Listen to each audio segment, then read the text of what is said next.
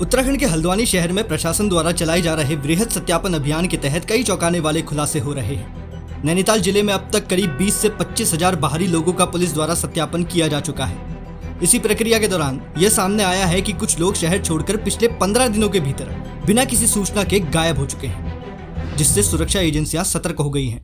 Police के अनुसार गायब हुए लोगों के मकान मालिकों से लगातार पूछताछ की जा रही है ताकि ये पता लगाया जा सके कि वे लोग हल्द्वानी में किस उद्देश्य से रह रहे थे और उनका यहाँ आना किस योजना के तहत हुआ था। कुछ मामलों में फर्जी दस्तावेज जैसे आधार और राशन कार्ड भी बरामद हुए हैं, जिनके आधार पर संबंधित व्यक्तियों के खिलाफ एफआईआर दर्ज की गई है। मुख्यमंत्री जी के आदेश के क्रम में पूरे उत्तराखंड में ही वेरिफिकेशन अभियान चल रहा है। नैनीताल जिले में भी हमने बहुत इंटेंसिवली लगभग पिछले 1 महीने से अभियान को चला रखा है। बड़ी संख्या में यहाँ पर लोग वेरीफाई किए। अब तक के जो पूरा वेरिफिकेशन जो अभियान हुआ है उसमें लगभग 20 से 25 हज़ार लोग हमने वेरीफाई किए हैं और इनमें से बहुत सारे लोग ऐसे हैं जिनका वेरिफिकेशन नहीं हुआ, तो उनके संदर्भ में हमने लोकल पुलिस से बात की है। कुछ वेरिफिकेशन के मामलों में जांच चल रही है। 1-2 मामलों में एफआईआर हमने पंजीकृत की है, जिसमें कुछ फर्जी दस्तावेज बनाने का, कुछ गलत तरीके से जो है दस्तावेज बनाने का प्रकरण भी आया है। कुछ अन्य प्रकरण है जिनमें ऑलरेडी जाँचें चल रही है। इसके साथ ही कुछ ऐसे लोग हैं जो यहाँ पर आए और वेरिफिकेशन शुरू होने के साथ ही वो लोग यहाँ से गायब हो गए। उनके संदर्भ में उनके मकान मालिकों से पूछताछ हो रही है और अगर ऐसा पाया जाता है कि कोई यहाँ पर किराएदार रहा और अभी चला गया और मकान मालिकों से वेरिफिकेशन नहीं करा, तो उसमें मकान मालिकों के खिलाफ हम आवश्यक कार्रवाई कर रहे हैं। अभी हमारा जो हल्द्वानी का क्षेत्र है, रामनगर का क्षेत्र है, इसके अलावा पहाड़ का जो क्षेत्र है जहाँ पर बड़ी संख्या में बाहरी मजदूर आते हैं, काम करते हैं, वहाँ वेरिफिकेशन चल रहा है।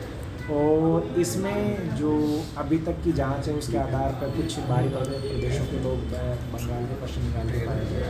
हम उनका वेयरअबाउट वेरीफाई कर रहे हैं कि एक्चुअल में पश्चिम बंगाल के हैं या इनके पास जो आईडी जो फर्जी हो। जांच में ये भी पता चला है कि कुछ बाहरी व्यक्तियों के कनेक्शन पश्चिम बंगाल के मुर्शिदाबाद और कर्नाटक के हुबली जैसे इलाकों से जुड़ रहे हैं। प्रशासन अब ये जाँच कर रहा है कि इन लोगों को फंडिंग कहाँ से और किस उद्देश्य से दी गई थी। बृहद स्तर पे सत्यापन की बार बार कार्रवाई करी जा रही है।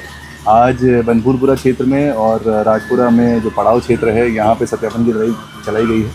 अलग अलग लेवल पे चेक किया जा रहा है। प्रधानमंत्री जन आरोग्य योजना के तहत राशन कार्ड की डिटेल्स के थ्रू चेक किया जा रहा है। इसके साथ साथ माय आधार ऐप का इस्तेमाल किया जा रहा है, जिससे वेरिफिकेशन किया जा रहा है। साथ साथ में जिनके सत्यापन नहीं है उनकी चालानी कार्रवाई की जा रही है।